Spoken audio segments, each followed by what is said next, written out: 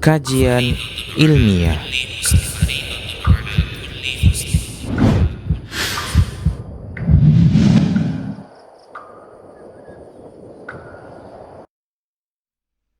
Baik, bismillah. Assalamualaikum warahmatullahi wabarakatuh. Waalaikumsalam.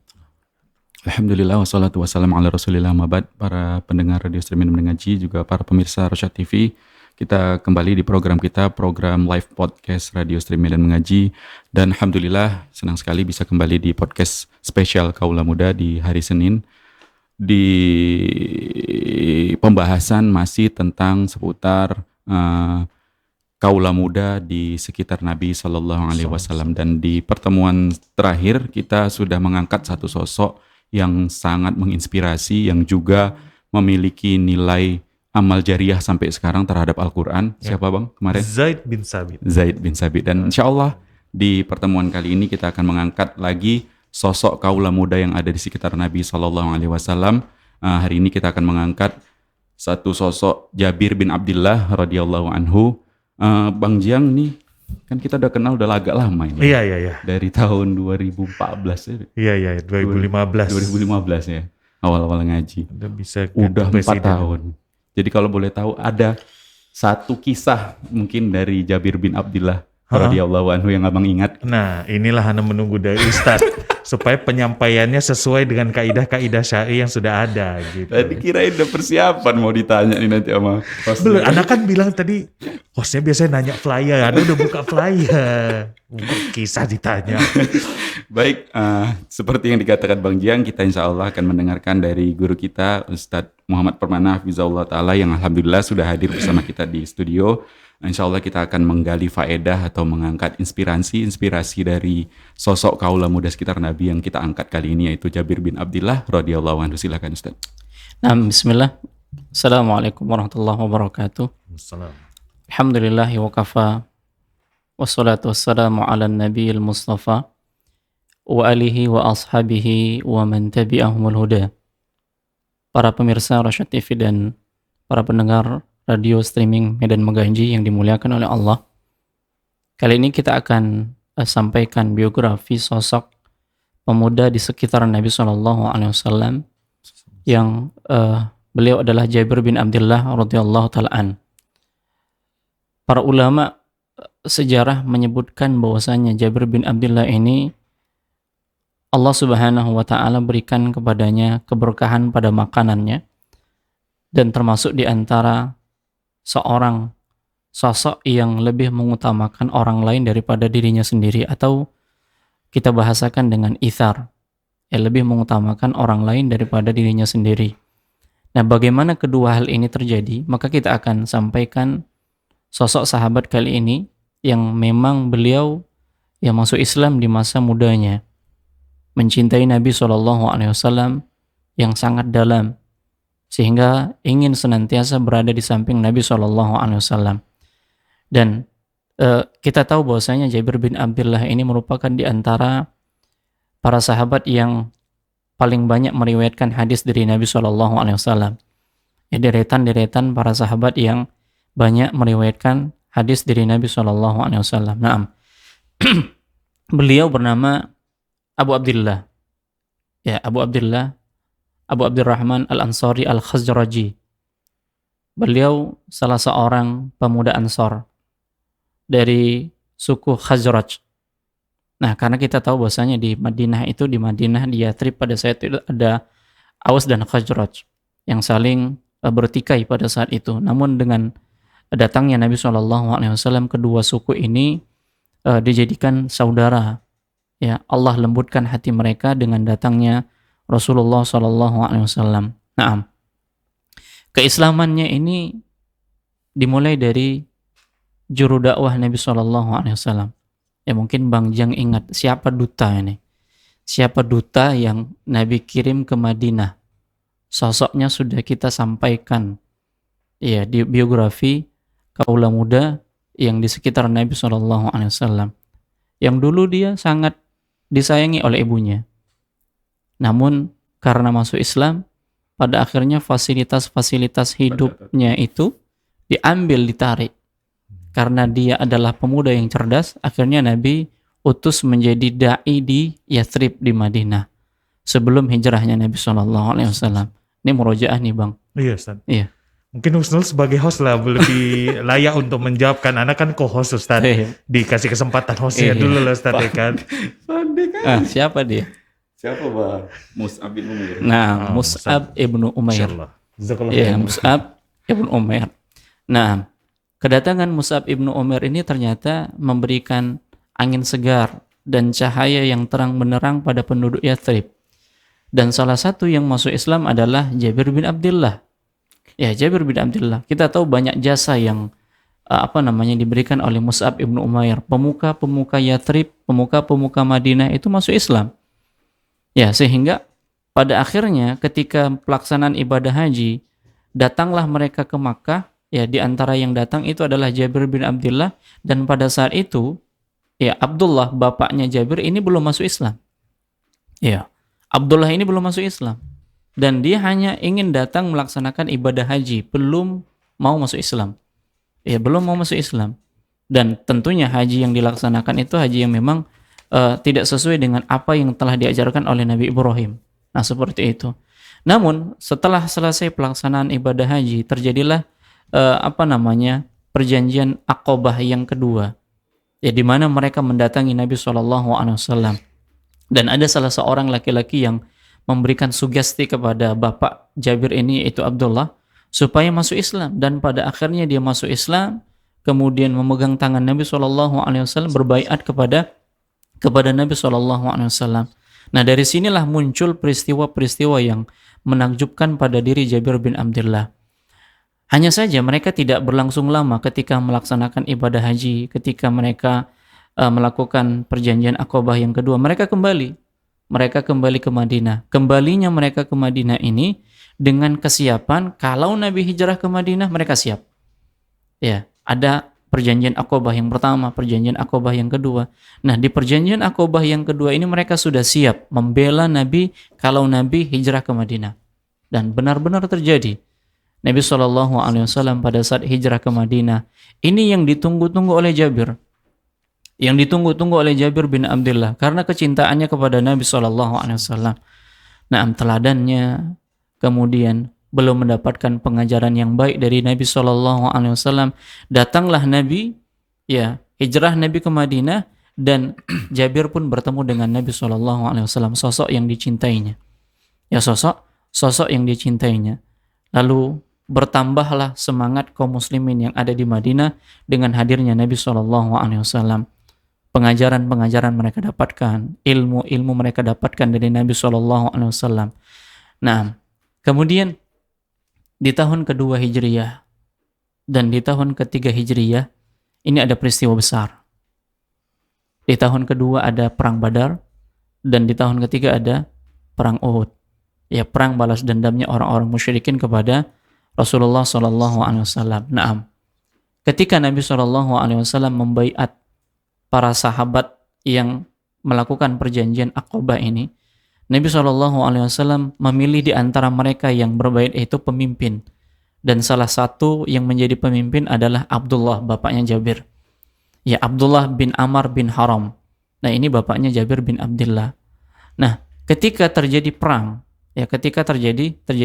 perang Badar dan perang Uhud, Jabir kala itu masih muda. Ya, masih muda. Dan tidak diizinkan oleh bapaknya untuk ikut berperang walaupun usianya itu sudah balik. Ya, sudah 15 tahun. Karena ketika dia masuk Islam di usia 14 tahun di hadapan Mus'ab ibnu Umair. Nah, seperti itu dia. Apa alasannya? Kenapa bapaknya melarang? Dan alasan inilah yang disampaikan oleh Abdullah kepada Rasulullah SAW. Dia punya anak 9 putri yang ditinggalkan oleh Abdullah.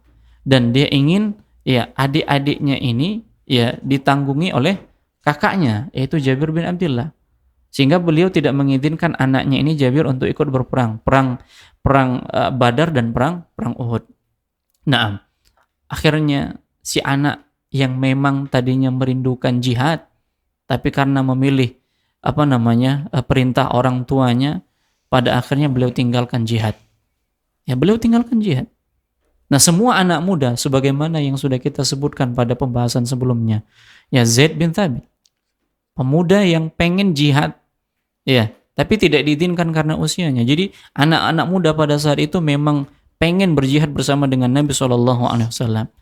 Nah, semangatnya, tapi semangatnya ini dia tidak jadi melaksanakannya karena apa? Perintah orang tuanya untuk menjaga adik-adiknya yang masih kecil-kecil. Dan akhirnya beliau pun luluh dan tidak ikut berperang bersama dengan Rasulullah SAW. Padahal ini sesuatu yang dicintai. Ya, ini sesuatu yang dicintai, dan uzur yang disampaikan oleh Abdullah kepada Nabi SAW juga diterima. Ya, Nabi menerima uzurnya. Kalau seandainya Nabi tidak menerima, pastilah Jabir ini akan berjihad bersama dengan Rasulullah SAW. Namun Jabir ingin berbakti kepada orang tuanya. Ya, berbakti kepada orang tua ini wajib ain. Sedangkan jihad ini fardu kifayah. Ya, sama-sama wajib. Namun dari kedua kewajiban ini yang paling utama adalah berbakti kepada orang tua. Nah, ini sebagai pembuka pembahasan dari sahabat kita Jabir bin Abdullah radhiyallahu taala an. Bagaimana kisah perang Uhud dengan orang tuanya nanti akan kita sampaikan insyaallah. Berarti di perang Uhud ikut udah Ustaz? Jabir bin Abdullah. Tidak ikut, perang Badar dan perang Uhud tidak ikut. Orang tuanya. Iya, orang tuanya ikut namun Jabir tidak ikut.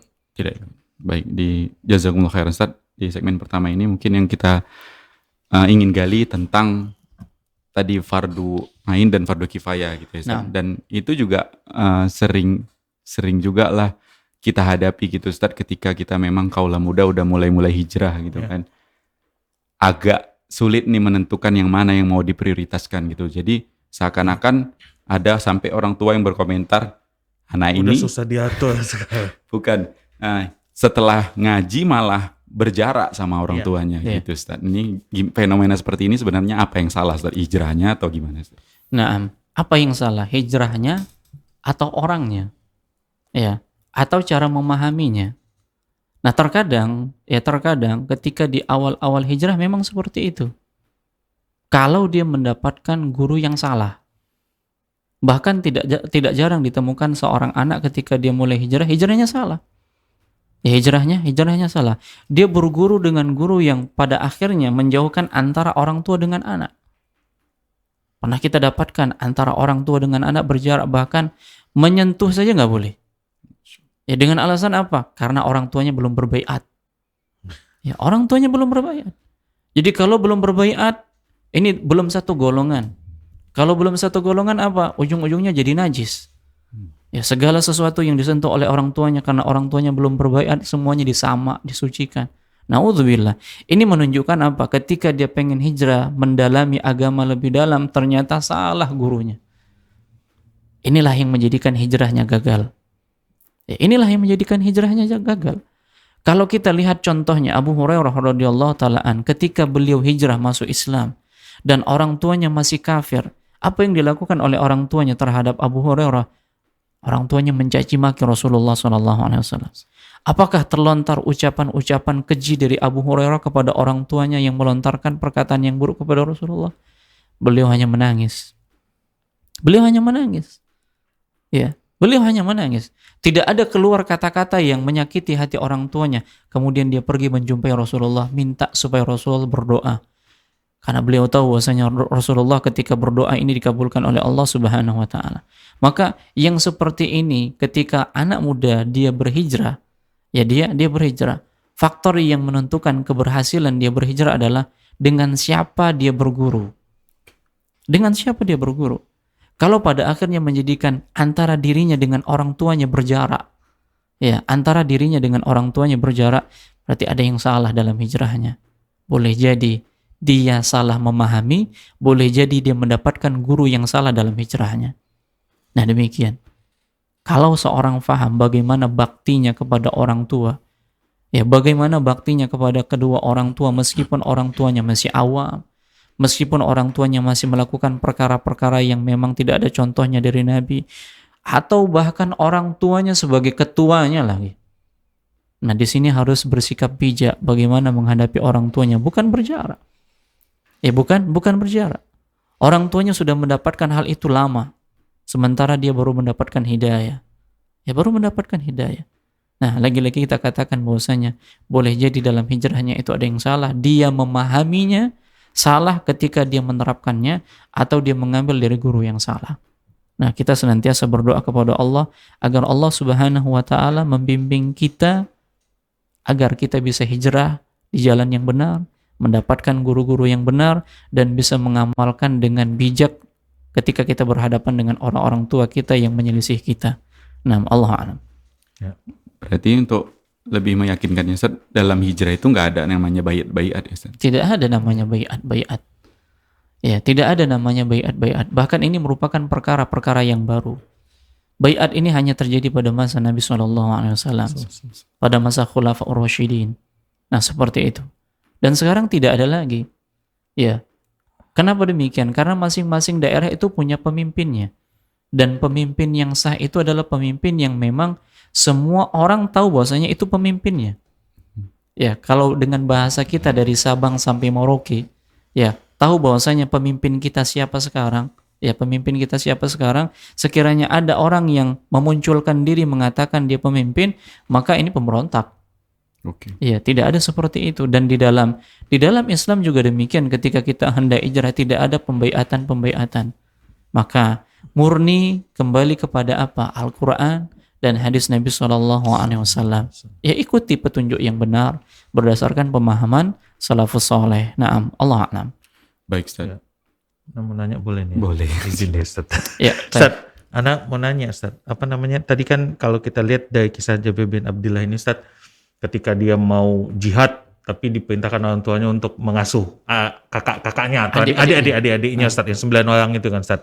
Nah, pertanyaan Ustaz, apa memang sebegitu hebatnya perintah orang tua itu Ustaz? Karena kan kalau kita bayangkan kan Ustaz, ketika jihad itu kan mati syahid Ustaz. Nah, Yang bangga orang tua juga. Yang bangga kan orang tua juga, ini kan buat orang tua juga gitu Ustaz. Nah. Tapi kan ini kalau ngasuh adik-adik kan bisa aja lah sepupu-sepupunya atau apa gitu misalnya, anggap Ustaz.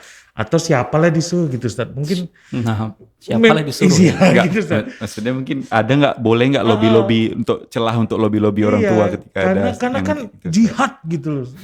Ini sesuatu yang besar gitu Ustaz. Nah, berarti kita lanjut kisahnya ini. Oke. Untuk menjawab pertanyaan dari Bang ini Jihan. asik ini. Nah, pada saat perang Uhud, perang Uhud, ini firasat seorang sahabat.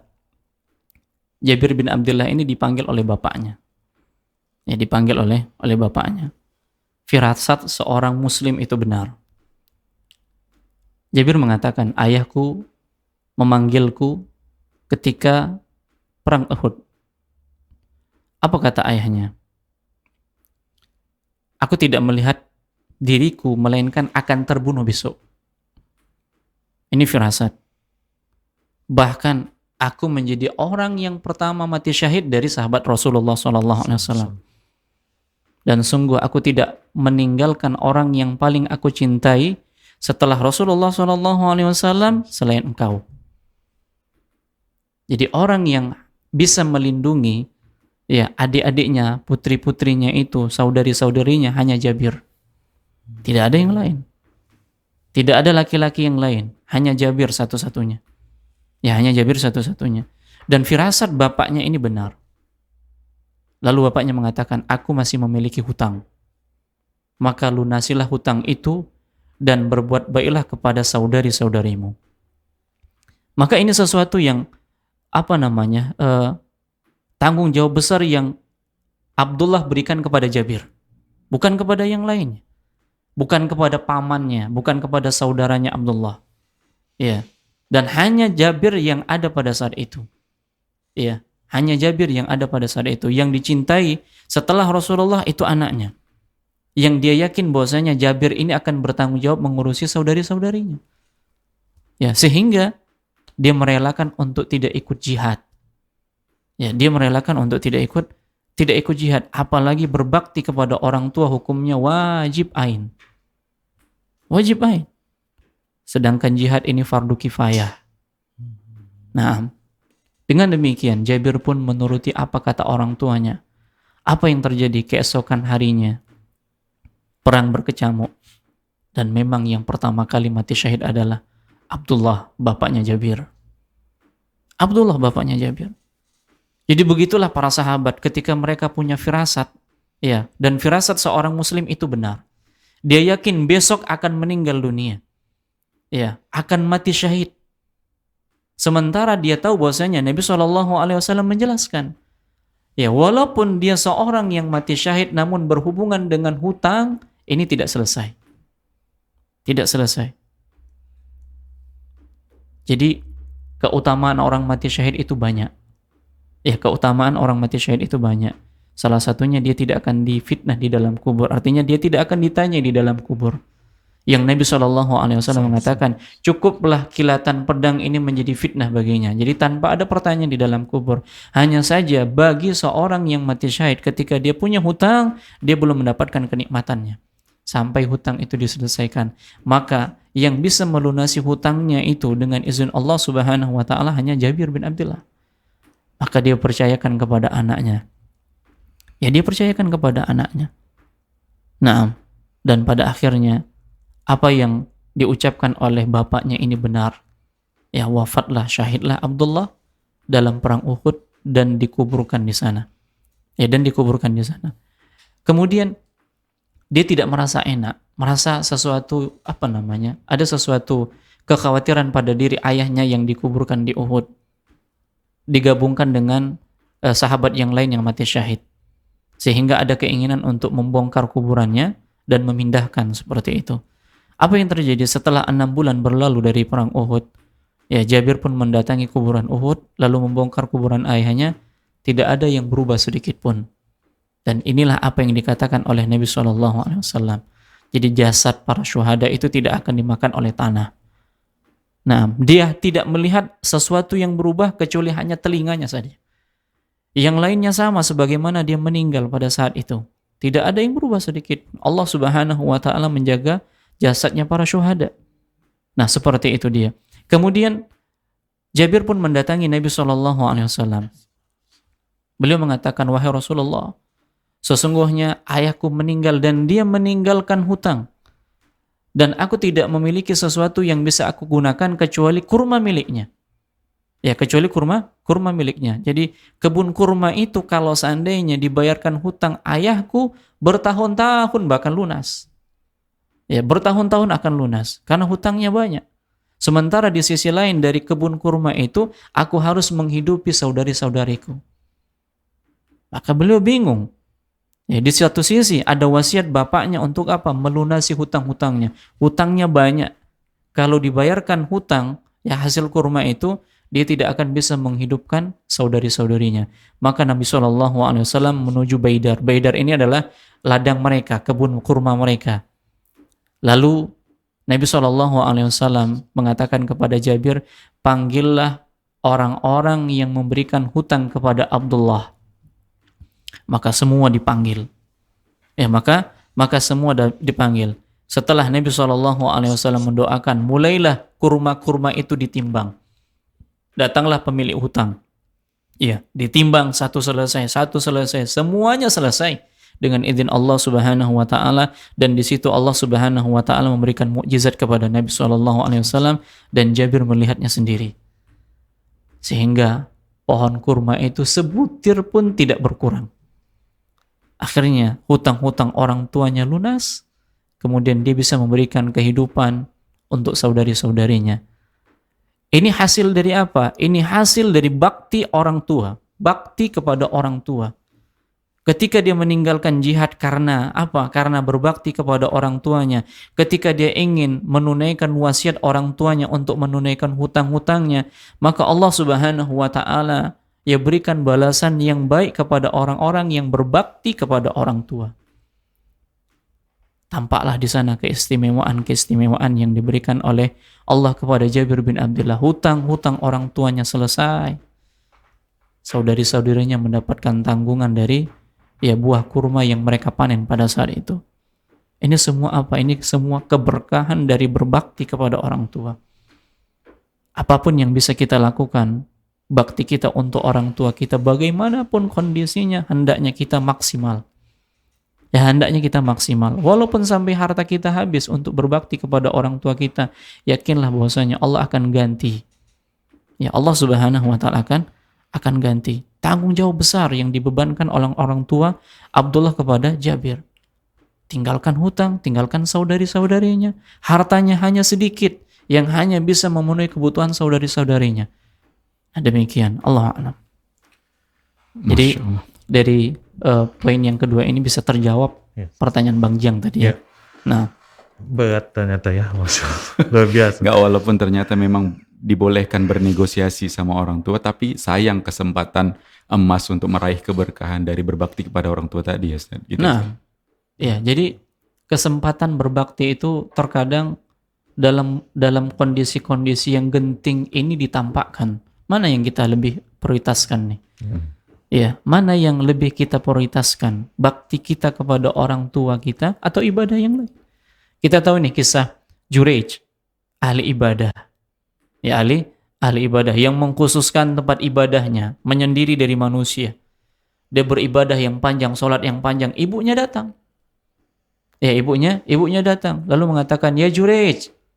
Lalu Jureij mengatakan di dalam hatinya pada saat dia sholat, ya Allah, sholatku atau ibuku? Sholatku atau ibuku? Ya, sholat ini bisa ditinggalkan. Bisa dilanjutkan nanti. Apalagi sholat-sholat sunnah.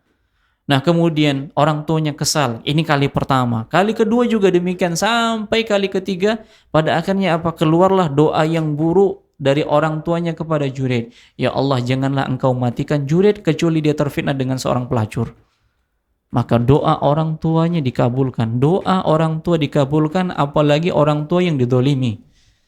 Maka dalam kondisi seperti ini, yang kita diwajibkan untuk berbakti kepada orang tua kita, bagaimanapun kita dapatkan orang tua kita, wajib bakti. Walaupun kita harus mengorbankan harta kita, waktu kita, ya apa yang kita miliki untuk orang tua kita selagi masih ada. Karena berbakti kepada orang tua tatkala masih hidup, ini lebih sulit ketika mereka sudah meninggal dunia. Ya, ini lebih sulit ketika mereka sudah meninggal dunia. Nah, seperti itu. Jadi, kalau ada kesempatan yang Allah berikan bagi kita untuk berbakti kepada orang tua kita, maka maksimalkanlah bakti kita. Allah a'lam. Baik, Ustaz, jazakumullah khairan, Ustaz. Dan ini juga misalnya kita tarik ke kaula muda kita saat ini gitu, Ustaz. Ketika memang orang tuanya lebih menginginkan dia untuk belajar untuk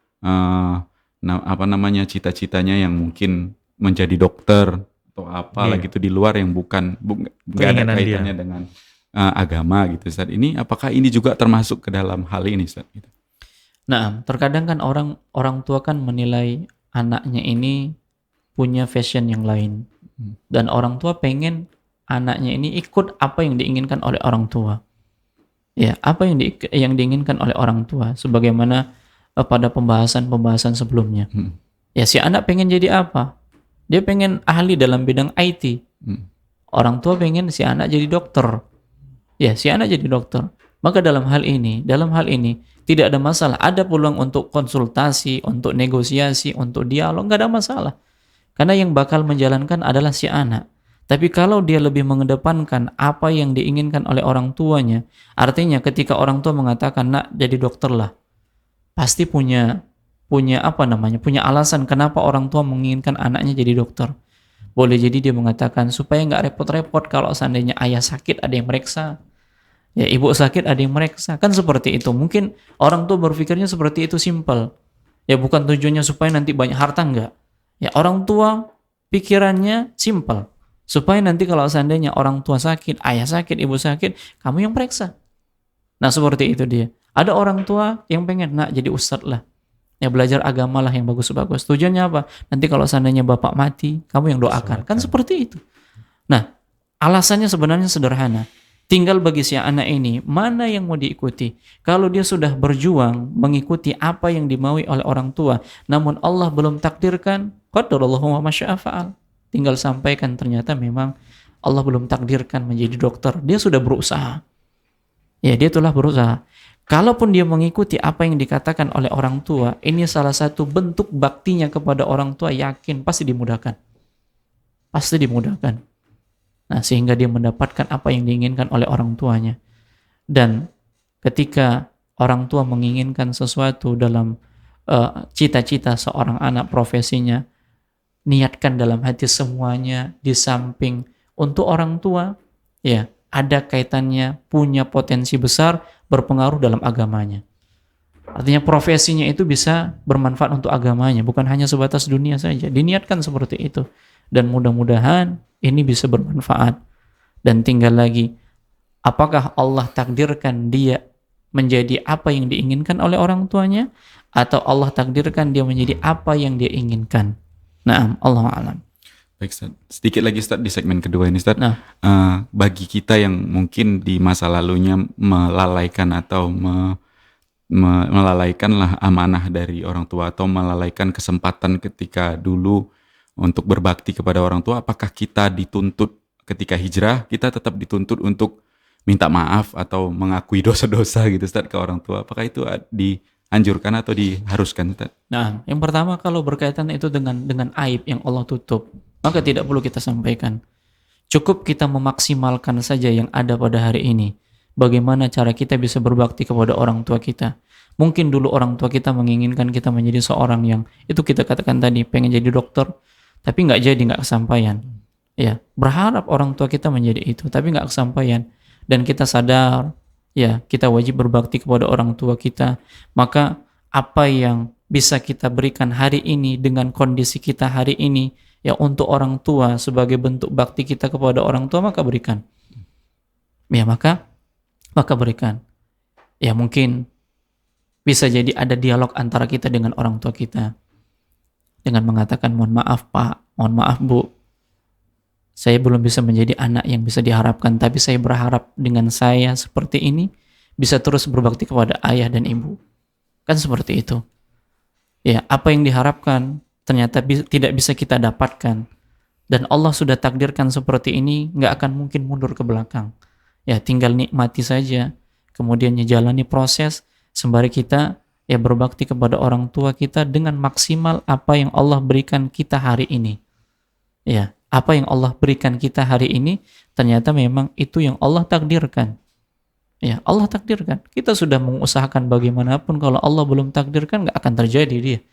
Ya, nggak akan terjadi. Nah, buat hati orang tua kita merasa senang dengan apa yang sudah kita rasakan sekarang. Ya, dan jangan sampai ada penyesalan di dalam hatinya, kok nggak kecapaian ya apa yang saya inginkan. Ya, dibalas dengan bakti. Oh, ternyata memang kalaulah seandainya dia menjadi seorang dokter, dia menjadi seorang polisi, nggak akan mungkin dia akan berbakti seperti ini. Nah, seperti itu dia. Allah jadikan kita seperti ini, ternyata kita lebih bisa maksimal untuk berbakti. Boleh jadi ketika kita menuruti apa yang diinginkan oleh orang tua, kita nggak sempat berbakti untuk orang tua kita. Nah, seperti itu dia. Jadi tanpa harus ada penyesalan, dan kita maksimalkan apa yang ada hari ini. Allah a'lam.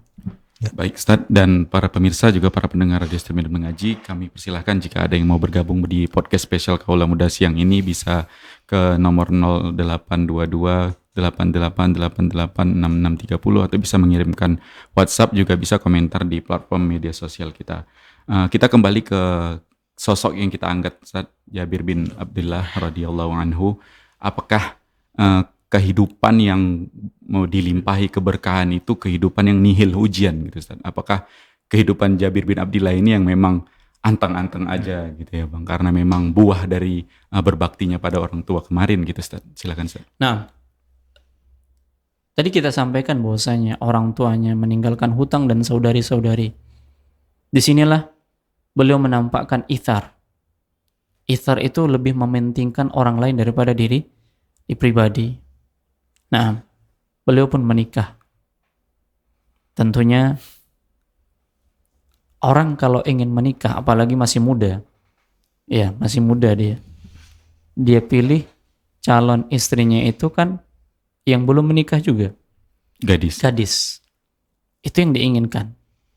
Ya, itu yang diinginkan. Tapi beliau meninggalkan kepentingan dirinya untuk apa? Untuk menjaga saudari-saudarinya. Nabi mengatakan kepada Jabir, apakah engkau sudah menikah? Sudah, wahai Rasulullah. Gadis atau janda? Maka Jabir mengatakan janda. Kenapa engkau tidak menikah dengan seorang gadis yang engkau bisa mencandainya dan dia bisa mencandaimu, yang engkau bisa menggurainya dan dia mengguraimu? Maka Jabir mengatakan, ya Rasulullah, sungguh bapakku Abdullah yang meninggal dan dia meninggalkan saudari-saudari putri-putri yang banyak. Dan aku tidak ingin menikah dengan seorang wanita yang lugu sama seperti mereka. Lihat, kalau seandainya dia mau, ya dia akan mencari wanita yang lebih muda, yang belum punya pengalaman. Tapi karena dia melihat saudari-saudarinya ini butuh siapa? Pengayom, butuh seorang ibu, butuh seorang sosok wanita yang lebih tua, yang lebih bisa melindungi. Pada akhirnya apa? Dia mengatakan tujuannya adalah untuk menyayangi mereka, melindungi mereka, mendidik mereka. Lihat, kalau dia mau, ya kalau dia mau, dia akan menikah dengan seorang gadis.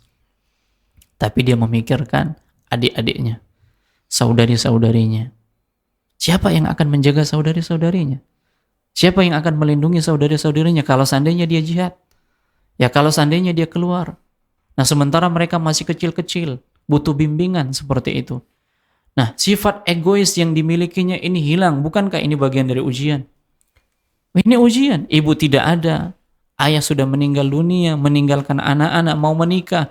Kalau seandainya menikah dengan seorang gadis, bagaimana dengan adik-adiknya? Naam, beliau menunjukkan sikap sikap ithar, lebih mengutamakan orang lain daripada dirinya sendiri, walaupun dia butuh. Dan kita dapatkan kisah-kisah ithar ini dari para sahabat-sahabat Nabi SAW. Bahkan sampai dalam peperangan pun mereka melakukan ithar ini. Nah begitulah didikan Nabi SAW, tidak mementingkan diri sendiri. Ya tidak mementingkan diri sendiri. Apalagi kalau seandainya dia mendapatkan seorang yang seorang wanita yang sifatnya keibuan, solehah lagi. Ya dia bisa mendidik adik-adiknya, saudari-saudarinya. Nah terkadang kan kita melihat yang penting kan selera kita untuk menikah. Kita tidak melihat bagaimana agamanya. Kita tidak melihat bagaimana agamanya. Yang Nabi SAW sudah menjelaskan bahwasanya bagaimana kriteria memilih calon istri. Ada 4 Bang Jiang. Ya mungkin Bang Jiang ingat apa aja kriteria calon istri Masih itu. sering di murojaah ya, itu. Ya Pak Ustaz, kriteria Ustaz. Ya, tunkahul mar'ah li arba. Ya. Wanita dinikahi karena 4. Agamanya Ustaz. Terakhir, Terakhir. Parasnya Ustaz. kecantikannya, hartanya, Terus 2 lagi mungkin ditambahin Ustaz. Nasabnya atau kedudukannya, sama yang terakhir Ustaz. dan agamanya. Ini kan fitrah. Ya, ini kan fitrah. Kecantikan. Laki-laki mana yang nggak mau dengan wanita yang cantik? Itu kan fitrah. Laki-laki mana yang nggak mau dengan seorang wanita yang kaya? Ya, laki-laki mana yang tidak mau dengan seorang wanita yang punya kedudukan? Nabi menyebutkan fitrah. Memang ini naluri seorang laki-laki. Tapi barang siapa yang menilai apa yang dikatakan oleh Nabi, ya, fadhfar bidzatid din taribat yadak. Ya, maka pilihlah wanita yang memiliki agama, yang niscaya akan beruntung. Maksudnya bagaimana? Ketika kita menikahi seorang wanita yang punya agama, keuntungan itu bukan hanya untuk kita saja. Tapi keuntungan itu juga didapatkan oleh orang tua kita. Karena kerap terjadi perselisihan antara menantu perempuan dengan mertua perempuan. Kalau istri yang soleh bisa menempatkan, dia akan berusaha untuk mencari keridhaan suaminya dengan cara bagaimana? Dia cari keridhaan orang tuanya. Ya, mertuanya. Bagaimana dia bisa masuk ke orang tuanya, orang tua dari suaminya. Seperti itu, ini agamanya. Nah, inilah yang diinginkan oleh Jabir tadi. Selain dia bisa masuk untuk dirinya, dia juga bisa masuk untuk saudari-saudari perempuannya. Bisa mengayomi, bisa mendidik, dan seterusnya. Nah, demikian. Kalau dia mau seorang yang pemuda yang memang bertanggung jawab, ya, wanita mana yang tidak mau menikah dengan Jabir bin Abdullah? Banyak meriwayatkan hadis dari Nabi SAW. Tapi beliau lebih mengutamakan siapa? Saudari-saudarinya. Tanggung jawabnya besar. Ya, beban yang diletakkan di atas pundaknya oleh orang tuanya itu besar. Maka dia memilih janda untuk hidup bersamanya. Nah, demikian. Allahu a'lam. Baik, sebelum Bang Jiang bertanya. Iya, mau nanya memang. tahu Betul. ya, Masya Allah. Inilah kadang udah kenal 5 tahun tadi itu ya. Masya Allah. Jadi kita bacakan dulu ya. Bang Bacakan Jiang. dulu, bacakan. Nah, pertanyaan yang udah masuk, Ustaz. Bismillah, Assalamualaikum Ustaz. Assalamualaikum. Semoga Ustadz dan keluarga, guru-guru Ustadz, kita semua dan seluruh kaum muslimin dimanapun berada selalu dalam ampunan Allah Subhanahu Wa Taala. Izin bertanya Ustadz, seorang fulanah merasa bingung menentukan harus tinggal di mana. Ia masih menjadi tanggung jawab orang tuanya sebab belum menikah. Namun orang tua beliau masih terlilit dalam hutang riba. Fulanah sudah berusaha menasihati namun orang tua belum juga bisa menerima. Serta kalau tinggal bersama orang tua, jalan menuju ke kajian agak sulit. Di satu sisi Fulanah bisa tinggal bersama kakaknya yang dia merasa terbebas dari riba. Apa yang harus Fulanah lakukan dalam hal ini Ustadz? Apakah memilih untuk tidak tinggal dengan orang tua untuk menghindari riba adalah pilihan baik Ustadz? Jazakumullah khairan, barakallahu fikum. Naam. Wa jazakallahu khairan wa fiki barakallah. Ini 2 pilihan yang harus dihadapi. Hidup bersama dengan orang tua atau hidup bersama dengan kakak, saudara, saudarinya. Dengan kondisi-kondisi yang sudah disebutkan tadi. Nah, pertanyaannya adalah apakah ketika anti hidup bersama dengan saudari, kakak, bisa berbakti kepada orang tua? Mana peluang lebih besar untuk berbakti ketika tinggal bersama dengan orang tua atau tinggal bersama dengan kakak? Yang hari ini tentunya kan akhwat yang bertanya tadi kan belum menikah. Nah, terkait dengan masalah riba, itu hanya orang tua yang mengalaminya. Ya, itu hanya orang tua yang mengalaminya. Sedangkan yang tinggal, apakah itu istrinya, apakah itu anak-anaknya, ini nggak ada masalah. Ya, dosa riba itu kembali kepada orang yang mengusahakannya. Sementara dia tidak mengusahakannya. Kalaulah memang dia mampu ya menyelesaikan hutang-hutang riba orang tuanya, itu lebih baik. Itu lebih baik. Tapi kalau tidak mampu, bersabar dengan kondisi seperti itu. Untuk status yang bertanya tadi, ini nggak ada masalah. Nah, di samping dia terus berbakti kepada orang tuanya, intensitas baktinya kepada orang tuanya mungkin ini lebih banyak daripada ketika dia tinggal bersama dengan kakaknya. Nah, seperti itu dia. Ya, terus memberikan nasihat kepada orang tua, terus berdoa kepada Allah Subhanahu wa taala supaya yang pertama Allah memberikan hidayah kepada orang tuanya. Kemudian yang kedua supaya orang tuanya diberikan kemudahan oleh Allah Subhanahu wa taala untuk melunasi hutang-hutang ribanya. Adapun berkaitan tentang jauhnya tempat kajian, ya, berapa sulit kita untuk menghadiri kajian yang niatnya adalah untuk mempelajari agama Allah Subhanahu wa taala. Semakin sulit kita mengejarnya, bukankah pahala kita semakin besar? Dan nanti akan kita bahas bagaimana perjuangan Jabir bin Abdullah dalam mencari ilmu sebulan. Ya, seperti ini pertanyaan-pertanyaan ini sesuai dengan kisah-kisah Jabir bin Abdullah yang bisa kita jadikan jawaban seperti itu. Nah, jadi jauhnya perjalanan untuk menempuh perjalanan dalam menempuh ilmu, bukankah ini juga menjadi balasan bagi orang yang menuntut ilmu? Nah, seperti itu dia. Di samping dia mudah berbakti kepada orang tuanya, di tempat tinggal orang tuanya, kemudian masih bisa berjalan keluar rumah untuk menuntut ilmu. Beda kalau seandainya dia nggak bisa sama sekali, tidak ada akses, kemudian sulit, bahkan dilarang orang tuanya, kan seperti itu. Maka tunjukkanlah kita yang kita sudah belajar agama, bagaimana kita lebih maksimal terhadap orang tua kita dalam bentuk bakti kita selagi orang tua kita masih hidup. Inilah kesempatan kita menyadarkan orang tua. Ya, kesempatan kita menyadarkan orang tua bahwasanya ini tidak benar. Dosa riba itu berat. Ya, sampai benar-benar dia merasakan penyesalan, kemudian setelah itu perbanyak berdoa, perbanyak beristighfar, bertobat kepada Allah agar Allah menyelesaikan hutang-hutangnya. Ya, agar Allah menyelesaikan hutang-hutangnya. Nah, seperti itu dia. Jadi, saran saya lebih tepatnya tetap bersama dengan orang tua, karena ketika bersama dengan orang tua ini lebih maksimal berbakti. Boleh jadi kalau tinggal dengan kakaknya memang lebih mudah untuk kajian, lebih aman, selamat dari riba. Apakah yang pengen selamat itu kita saja? Tidakkah kita kasihan? Tidakkah kita sayang dengan orang tua kita? Kita pengen masuk surga, lalu kita biarkan orang tua kita masuk ke dalam neraka. dia terjerumus dalam riba, yang dia nggak paham, yang dia butuh dan lain sebagainya. Dia butuh ada orang yang memberikan nasihat untuknya. Nah, kitalah orang yang hadir di sana memberikan nasihat untuk orang tua kita. Kalaupun pada akhirnya orang tua juga bersikeras tidak mau menerima nasihat kita, kita sudah menyampaikan kewajiban kita sebagai seorang anak, lebihnya serahkan kepada Allah Subhanahu wa taala. Ya, lebihnya serahkan kepada Allah Subhanahu wa taala. Maka anak yang paling berbakti kepada orang tuanya adalah anak yang bisa menyelamatkan orang tuanya dari nerakanya Allah Subhanahu wa taala.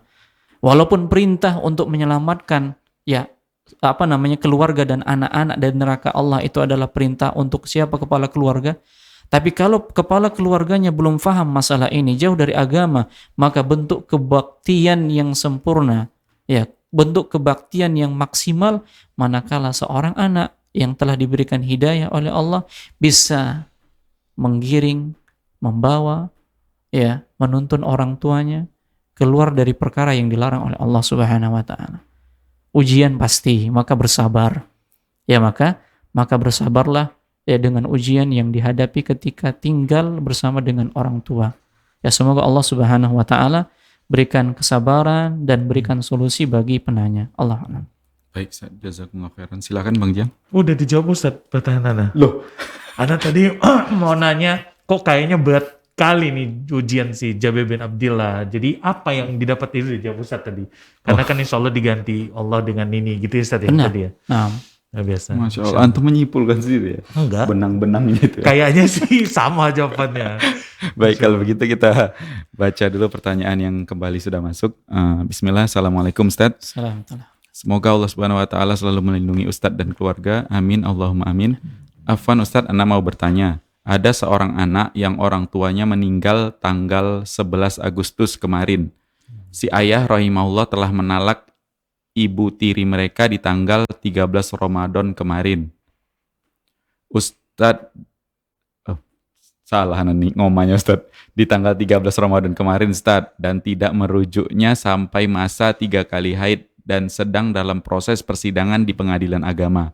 Saat qadarullah ayah rahimahullah meninggal. Yang mau Ana tanyakan, apakah si ibu tiri berhak atas hak waris dari gaji si ayah rahimahullah? Buka kurung, dalam hal ini si ayah rahimahullah adalah PNS, tutup kurung. Kalau untuk hak waris atas harta-harta si ayah rahimahullah yang merupakan hasil pencapaian dari si ayah dan ibu kandung mereka, si ibu tiri enggak berhak kan Ustadz? Lalu apakah pembagian harta waris dengan segera termasuk bentuk bakti anak kepada orang tuanya yang telah meninggal Ustadz? Lalu bagaimana pembagian persentase harta waris Ustadz? Dalam hal ini ayah mereka memiliki anak 4 orang, ikhwan semua, dan ibu dari ayah mereka masih hidup. Ustadz, jazakallah khairan wa barakallahu fiik Ustadz. Masya Allah. Silakan Ustadz. Baik. Si ayah rahimahullah itu meninggal di tanggal 12 Agustus. 11 Agustus. Sementara beliau telah mentalak istrinya yang kedua, yaitu di bulan Ramadan. Ya, 13 Artinya Ramadan. sudah berakhir masa haid 3 kali haid. Masa iddahnya sudah berakhir. Nah, para ulama menjelaskan kalau seandainya seorang laki-laki menceraikan istrinya, ditalak yang pertama dan itu belum berakhir masa iddah, kemudian dia meninggal dunia, belum berakhir masa iddah, belum berakhir masa iddah, dan ini talak yang pertama dan talak yang kedua, belum berakhir masa iddah, maka dia mendapatkan harta warisan ketika dia meninggal dunia, si suami meninggal dunia. Nah, tadi kasusnya sudah berakhir masa iddah. Ketika sudah berakhir masa iddah dan tidak ada rujuk, maka si istri yang kedua ini tidak berhak mendapatkan warisan dari suaminya. Sehingga ahli warisnya ini hanya tinggal anak-anaknya dan orang tua dari si suami. Orang tua dari si ayah tadi. Nah, seperti itu dia. Nah, dengan demikian, harta yang dimiliki oleh si ayah tadi yang dia usahakan, kemudian bersama dengan ibu kandung mereka, maka ini harus dipisahkan. Harus dipisahkan. Yang mana yang diusahakan oleh si ayah dan yang mana yang diusahakan oleh ibu kandung mereka. Ibu kandung mereka artinya istri si suami yang pertama. Ini harus dipisahkan hartanya. Harus dipisahkan hartanya karena di sini ada ahli waris yang beda. Ada ahli waris yang beda. Kalau ternyata si suami ini ayah mereka yang meninggal dunia, hartanya ini harta warisan hanya diambil dari harta si ayah. Harta si ayah. Tidak ikut gabung dengan harta ibu kandung mereka yang sudah meninggal dunia. Nah, seperti itu dia. Oleh karenanya, pembagian masing-masing untuk si ibu, orang tua si ayah ini mendapatkan 1/6. Mendapatkan 1/6. Lalu sisanya untuk anaknya yang 4 laki-laki semuanya. Kalau tidak ada anak perempuan tadi, tidak ada anak perempuan. Dan ini diambil dari harta warisan si ayah. Harta warisan si ayah. Kalau si ibu dari istrinya yang pertama punya harta warisan, maka ahli warisnya juga beda. Apakah dia punya orang tua? Kalau seandainya dia tidak memiliki orang tua lagi, maka harta warisan itu jatuh kepada anak-anaknya. Nah, demikian. Jadi untuk ibu tiri mereka ini tidak mendapatkan harta warisan karena orang tuanya tidak merujuknya ketika masa iddah sudah berakhir. Baik masa iddah masih ada atau masa iddah sudah berakhir, tidak ada rujuk, maka tidak ada harta warisan yang diberikan kepada ibu tirinya. Nah, Allah a'lam. Itu termasuk gaji bulanan pensiunan si ayah yang meninggal, Ustaz, ya? Itu masuk dalam bab warisan. Gaji pensiun itu masuk dalam bab warisan. Nah, dan itu diberikan kepada ahli waris. Nah, demikian. Udah Bang Jiang? Udah. Baik.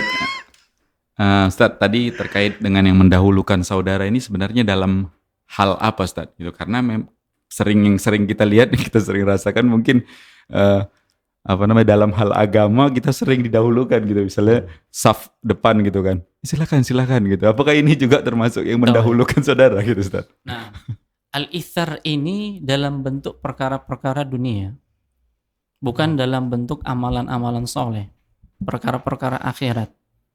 Harus dibedakan nih, mana yang ithar dan mana yang fastabiqul khairat. Dalam bentuk agama, urusan-urusan akhirat, ini fastabiqul khairat, berlomba-lomba dalam kebaikan. Dalam bentuk urusan-urusan dunia, ini ithar.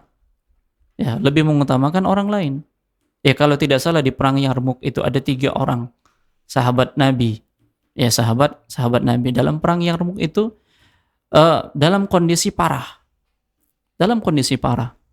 Kemudian setelah selesai perang, maka dilihatlah tentara-tentara yang terluka yang masih hidup. Maka terdengarlah suara An-Najdah, minta tolong. Minta tolong. Nah, ketika sudah datang dalam kondisi yang parah, luka parah, dia membutuhkan air. Nah, tatkala air ini hendak diberikan kepada sahabat yang pertama ini, dia mendengar ada tentara yang lain, sahabat yang lain yang terluka. Lalu dia mengatakan, padahal dia butuh nih. Padahal dia butuh. Lalu dia katakan, mungkin dia lebih butuh daripada saya. Akhirnya yang bawa minum ini pun datang kepada sahabat yang terluka yang kedua.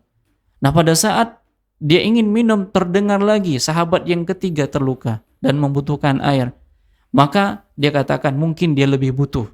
Datanglah orang yang bawa minuman tadi ke sahabat yang ketiga. Ketika sudah sampai di sahabat yang ketiga ini meninggal dunia. Balik ke sahabat yang kedua, meninggal dunia. Balik ke sahabat yang pertama, meninggal dunia. Ini ithar. Ini ithar. Mereka butuh air, sama-sama butuh air untuk melanjutkan kehidupan mereka. Tapi mereka lebih memilih mati syahid. Mereka lebih memilih mati syahid, bukan mati konyol. Mereka butuh nih, tapi ada mungkin dia beranggapan bahwasanya yang sana lebih butuh. Nah, dia yakin masih bisa bertahan. Yang sana nggak bisa bertahan, sehingga diberikan kepada yang kedua. Yang kedua juga demikian, yang ketiga. Nah, ithar dalam perkara-perkara dunia. Bukan ithar dalam perkara akhirat. Silakan Pak, maju di saf yang pertama. Bukan. Kan saya masih muda. Untuk perkara-perkara akhirat, tidak ada masalah muda dan tua. Karena Allah telah mengatakan, fastabiqul khairat. Berlomba-lombalah dalam kebaikan. Selagi itu perkara-perkara akhirat, perkara-perkara agama, kita lebih mengedepankan untuk diri kita sendiri. Bahkan kita tahu nih, untuk mengumandangkan adzan sekiranya sama-sama pengen diundi nih. Ya, bukan udah abang aja. Kan abang suaranya lebih cantik. Bukan seperti itu, diundi. Siapa yang lebih berhak? Kalaupun dengan mendapatkan saf yang pertama dengan diundi. Adzan juga demikian. Nah, ini perkara apa? Ini perkara akhirat. Jadi ithar ini hanya terjadi dalam perkara-perkara duniawi. Nah, demikian. Allahu a'lam. Baik, Ustaz. Masih ada waktu? Ya, masih kayak 6 menit kayak. Masih ada, Ustaz, kalau poin untuk Masih panjang. masih Masih panjang. panjang. Masih panjang. Kita dengarkan Ustaz tadi. Kita pecah jadi 2 segmen aja berarti ya, Ustaz. Baik. Mungkin ini untuk penutup, Ustaz. Silakan, Ustaz, yang mau disampaikan tentang Jabir bin Abdillah radhiyallahu anhu. Nah, kisah tentang Jabir bin Abdullah ini masih ada beberapa poin yang kita sampaikan dan kisah ini sangat menakjubkan. Ya, insya Allah nanti pada sesi yang kedua kita akan sampaikan ya terkait dengan beberapa poin yang mau kita sampaikan, semangatnya di dalam berjihad membantu Nabi SAW dan semangatnya dalam menuntut ilmu. Dan ini yang bisa kita teladani dari Jabir bin Abdullah. Bagaimana kisahnya? Nanti akan kita sampaikan pada pekan yang akan datang. Namun sebagai penutup untuk sesi pertama ini, ya biografi dari Jabir bin Abdullah, beberapa poin tadi sudah kita sampaikan bagaimana sosok sahabat ini yang menjadi teladan bagi kaula muda, ya, yang menjadi teladan bagi kaula muda. Maka yang pertama adalah ya balasan berbakti kepada orang tua itu nyata. Allah akan berikan balasan. Walaupun harus mengorbankan diri kita, mengorbankan harta kita.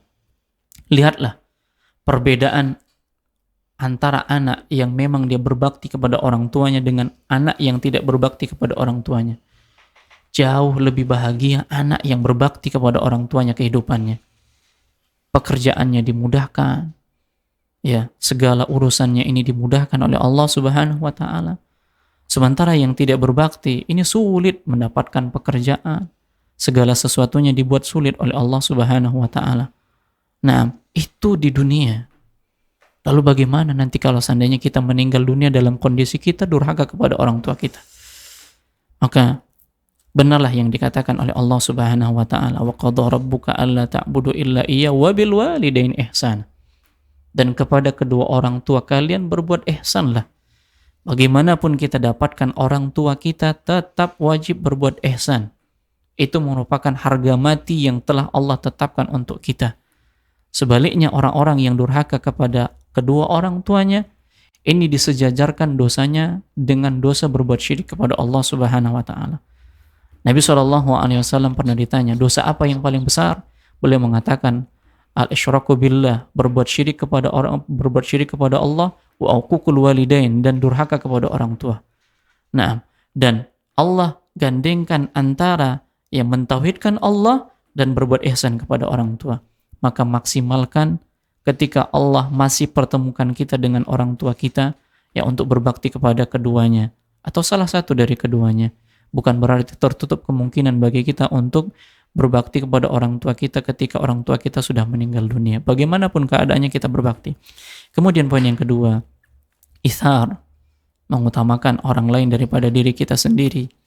Dan ini juga ada balasannya. Ya, al-jaza' min jinsil amal. Balasan itu sesuai dengan amal perbuatannya. Apabila kita menampakkan kebaikan, maka balasannya adalah kebaikan. Dan apabila kita menampakkan keburukan, dan balasannya adalah keburukan. Allah Ta'ala alam. InsyaAllah nanti akan kita lanjut pada episode yang akan datang. Baik, Ustaz, jazakumullah khairan, Ustaz, atas penjelasan, bimbingan dan arahannya. Dan para pemirsa Rosyad TV, juga para pendengar radio streaming dan mengaji, mungkin kita cukupkan dulu pertemuan kita sampai di sini. Mudah-mudahan kita bisa ketemu lagi di pertemuan selanjutnya, masih membahas atau masih mengangkat faedah dari kisah Jabir bin Abdillah radhiyallahu anhu. Bang Jiang juga jazakumullah khairan, Bang Jiang, udah mendampingi kami di podcast spesial Kaula Muda kali ini. Dan tentunya apa yang kita sajikan mudah-mudahan bermanfaat, ya Bang. Ya, Untuk kami pribadi juga tentunya, dan untuk Anda dimanapun Anda berada. Insya Allah kita ketemu lagi di pertemuan selanjutnya. Mewakili kru yang bertugas kami pamit. Kita tutup dengan doa kafaratul majelis. Subhanakallahumma wa bihamdika asyhadu an la ilaha illa anta astaghfiruka wa atubu ilaik. Assalamualaikum warahmatullahi wabarakatuh. salam. Salam.